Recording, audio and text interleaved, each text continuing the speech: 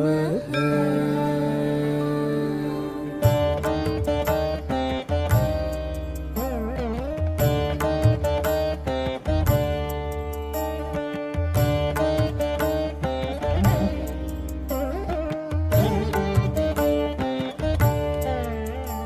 शरीरं सुरूपं तथा वा कलत्रं यशश्चारुचित्रं धनं मेरुतुल्यम् मनश्चेन लग्नं गुरोरङ्घ्रिपद्मे ततः किं ततः किं ततः किं ततः किम् लत्रं धनं पुत्रपौत्रादि सर्वं गृहं बान्धव सर्वमेतद्धि जातम् मनश्चेन्न लग्नं गुरोरङ्घ्रिपद्मे ततः किं ततः किं ततः किं ततः किम् षडङ्गादिवेदो मुखे शास्त्रविद्या कवित्वादिगद्यं सुपद्यं करोति मनश्चेन लग्नं गुरोरङ्घ्रिपद्मे ततः किं ततः किं ततः किं ततः किम् विदेशेषु मान्यः स्वदेशेषु धन्यः सदाचारवृत्तेषु मत्तो न चान्यः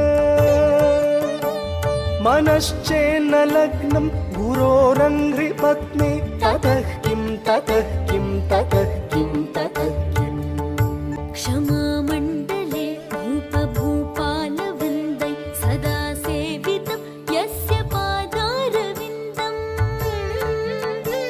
मनश्चेन लग्नं गुरोरङ्घ्रिपद्मे ततः किं ततः किं ततः किं ततः किम् अरण्येन वा स्वस्य गेहेन कार्ये न देहे मनो वर्तते मे त्वनर्घ्ये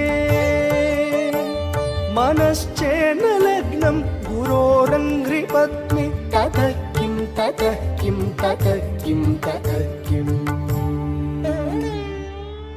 गुरोरष्टकं यः पठेत् पुण्यदेही यतिर्भूपतिर्ब्रह्मचारी च गेही लभेद्वाञ्छितार्थं पदं ब्रह्म संज्ञम्